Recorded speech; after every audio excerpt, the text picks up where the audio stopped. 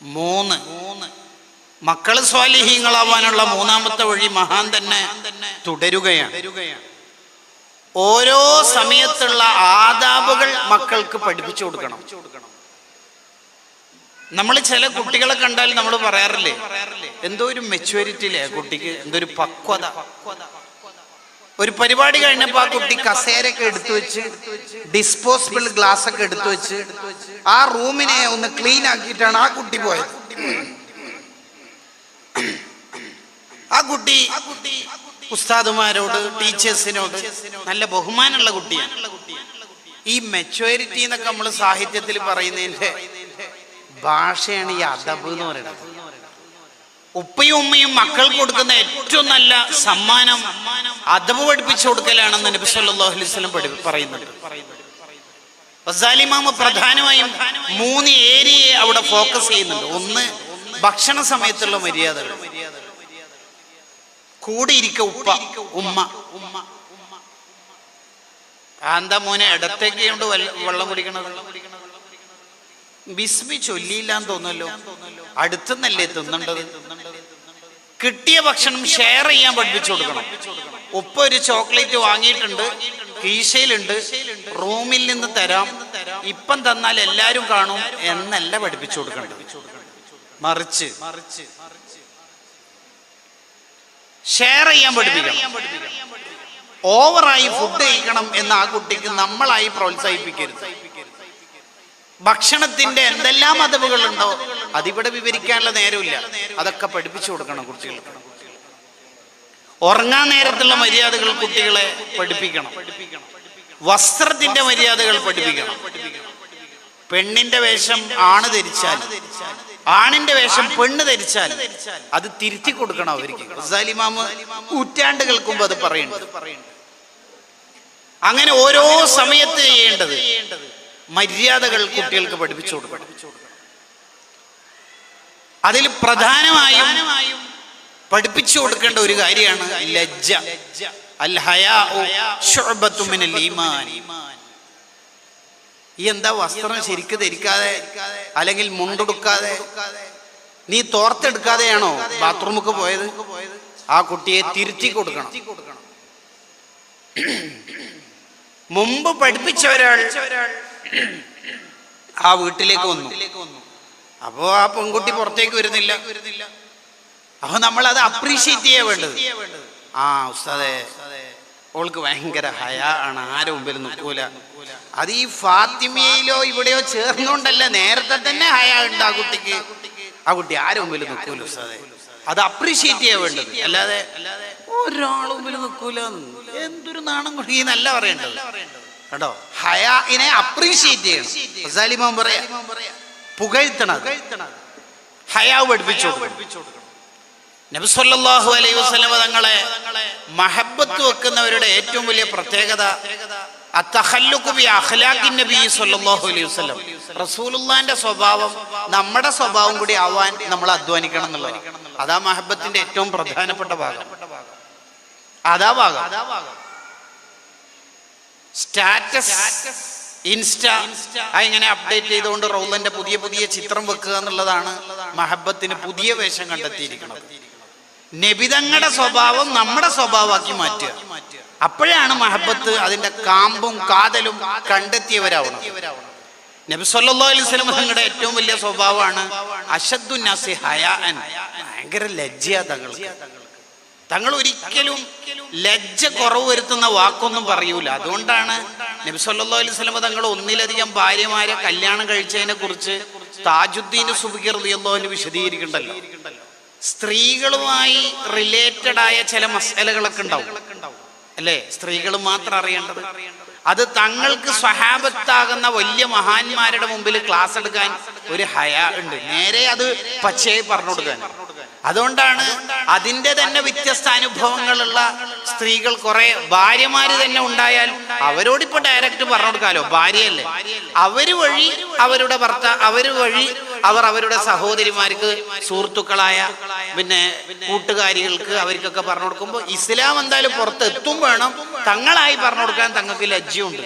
അതുകൊണ്ടാണ് തങ്ങൾ ഒന്നിലധികം കല്യാണം കഴിച്ചതിന്റെ ഹിക്മത്ത് തന്നെ എന്ന് മഹത്തുക്കൾ വിശദീകരിക്കും. ഭയങ്കര ലജ്ജ. അവിടുന്ന് ദ്വാരക്കൽ എന്നെ എന്റെ ഉമ്മത്തിന്റെ ഒരു കുറവും എനിക്ക് കാണിച്ചു തരലേ അല്ലാഹ്, ഒരു കുറവും എനിക്ക് കാണിച്ചു തരലേ. അവിടുന്ന് ഭയങ്കര ലജ്ജയാണ്. നമുക്കും ലജ്ജ ഉണ്ടാവണം. എല്ലാവരും ഉളു കൊടുക്കുന്ന സമയത്ത് വളരെ സൈഡിലുള്ള ഒരാൾ നട്ട് തുപ്പിയാൽ എല്ലാരും കൂടി അത് കാണേണ്ടി വരും. അതൊരു രസക്കുറവാ. സഭയിൽ നിന്ന് ഭാഗിട്ടൊന്നും മൂക്ക് പിഴിയാൻ പാടില്ല. അതൊരു രസക്കുറവാ. നമുക്ക് എപ്പോഴും ഒരു ലജ്ജ ഉണ്ടാവണം ജീവിതത്തിൽ, നല്ല വൃത്തി ഉണ്ടാവണം.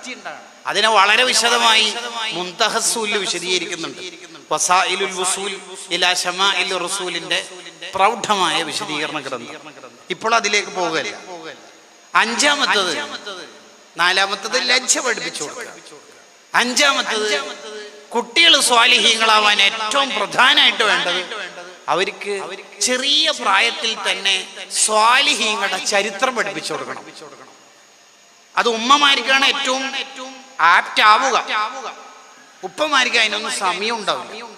ഉപ്പമാര് മൊത്തത്തില് ഉമ്മാക്ക് കൊട്ടേഷൻ കൊടുക്കല, നീ ഇതാ മക്കളെ കാര്യമൊക്കെ നീ നോക്കണം, ക്യാഷ് ജിപേ ചെയ്യാനുണ്ടെങ്കിൽ ഞാൻ ചെയ്തോളാം, നീ ഞാൻ. കാരണം ഏത് സ്ഥലത്തും പാരന്റിങ് ക്ലാസ്സിന് പോന്നാല് സംഘാടകര് തല ചൊറിഞ്ഞോണ്ട് പറയല് സദാ ആണുങ്ങൾ കുറവാന്നുള്ള പുസ്തകം നോക്കണ്ട, ചുമരന്റെ അപ്പുറത്ത് പെണ്ണുങ്ങൾ ഇഷ്ടം പോലെ ഉണ്ട് എന്നാ പറയല്. എന്ന് പറഞ്ഞ പെണ്ണുങ്ങന്മാരാണ് ഈ മക്കളെങ്ങനെ നന്നാക്കാന്നുള്ള തത്രപ്പാടിൽ കൂടുതൽ ഉണ്ടാവുക. അപ്പൊ ഓൺലൈൻ ക്ലാസ്സിൽ ആകെ 25 ഐഡിയല്ലേ ഉള്ളൂ എന്ന് പറഞ്ഞാൽ അവർ പറയും ഒരു ഐഡിയ തന്നെ 10 ആള് കേൾക്കുന്നുണ്ട്. അത് വേറെ ഉടായിപ്പോണ്ട്, അത് ഓരോ ഉടായിപ്പോ. ഇനിയിപ്പോ തങ്ങളടുത്ത് തന്നെ പോയിട്ട് ഉസ്താദേ തങ്ങളെ എൻ്റെ മോനെ തീരെ പറഞ്ഞനുസരിക്കണില്ല എന്ന് പറഞ്ഞാൽ തങ്ങൾ പറയും ഇന്ന മഹാത്മാക്ക് യാസീൻ ഓതിക്കോളി, 41 ദിവസം ബദരീങ്ങളെ വലിയ യാസീൻ ഓതിക്കോളി എന്ന് പറഞ്ഞാൽ ഉടനെ തന്നെ ഭർത്താവ് തല ചൊറിഞ്ഞിട്ട് ചോദിക്കും, അത് ഞാൻ തന്നെ ഓതണോ അല്ല ഓളെ കൊണ്ട് ഓതിപ്പിച്ചാൽ മതിയോ? അതാണ് നമ്മുടെ ഒരു സ്റ്റൈല്. അതുകൊണ്ട് തന്നെ അതൊരു പ്രകൃതിയെ അങ്ങനെ പോകുന്നുണ്ട്. അതിനെ കുറ്റപ്പെടുത്തിയിട്ട് പ്രത്യേകിച്ച് കാര്യമില്ല. ഉമ്മമാരെ നന്നായി കുട്ടികൾക്ക് ചരിത്രങ്ങൾ പഠിപ്പിച്ചു കൊടുക്കണം. എന്തിനാ ഈ ചരിത്രം പഠിപ്പിച്ചു കൊടുക്കണത്? അതിന് ഗസാലി ഇമാം തങ്ങൾ ഒരു കാരണം പറയുന്നുണ്ട്. സ്വാലിഹീങ്ങളോടുള്ള മഹബത്ത് ചെറിയ പ്രായത്തിലെ കുട്ടികൾക്ക് മനസ്സിൽ തറക്കാൻ, രൂഢമൂലമാവാൻ, അവരുടെ മനസ്സിൽ അത്രയും തറവായിട്ടുണ്ടാവണം.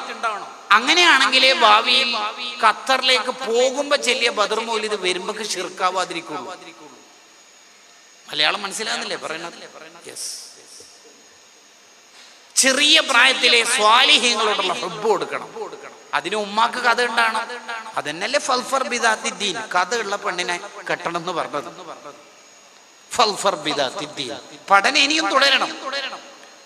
സ്വാലിഹീങ്ങളെ ചരിത്രം കുട്ടികൾക്ക് പഠിപ്പിച്ചു കൊടുക്കണം. അത് മഹാന്മാരുടെ ഒരു പ്രത്യേകതയാണ്. ബദരീങ്ങളെ കുറിച്ചൊക്കെ സ്വഹാബത്ത് തന്നെ പറയാറുണ്ട്. നമ്മൾ ചരിത്രത്തിൽ കേട്ടല്ലേ.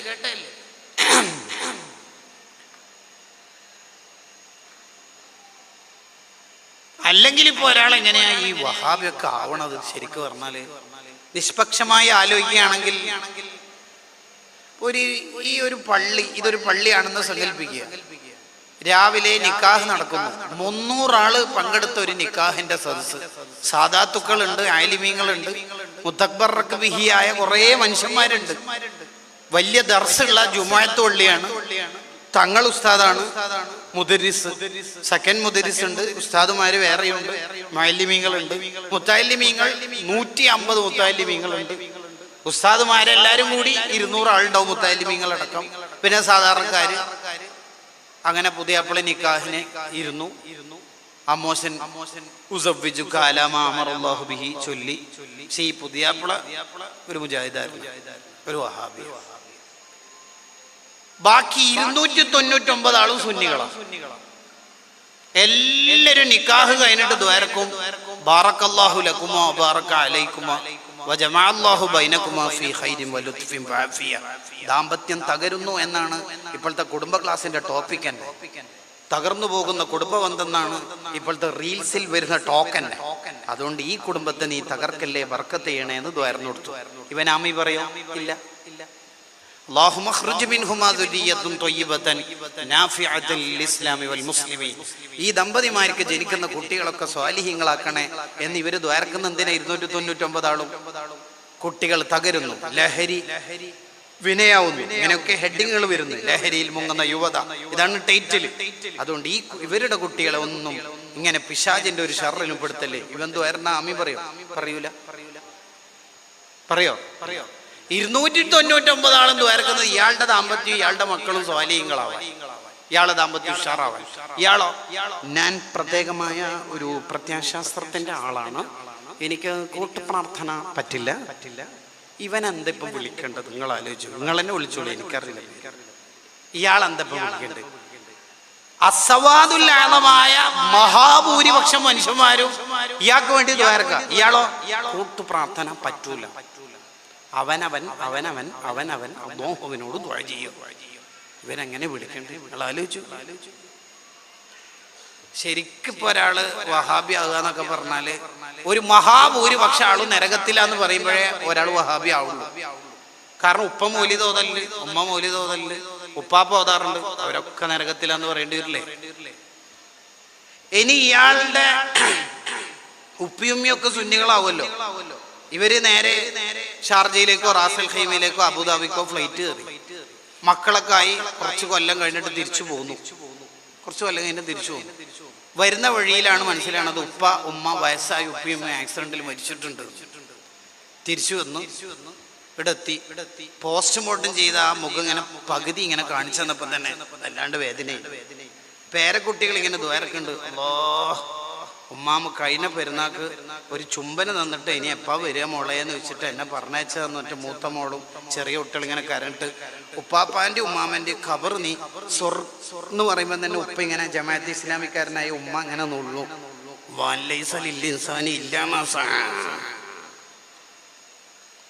ദ്വാരക്കാൻ പറ്റുമോ? ഇല്ല. ഒരു വരണ്ടുണങ്ങിയ പ്രത്യയശാസ്ത്ര. ഇതാവാതിരിക്കാൻ എന്തപ്പോ വേണ്ടത്? ഗസാലി ഇമാം പറഞ്ഞ ചെറിയ പ്രായത്തിലെ മക്കൾക്ക് സ്വാലിഹീങ്ങളെ ചരിത്രം ഇങ്ങനെ പഠിപ്പിച്ചു കൊടുക്കുക.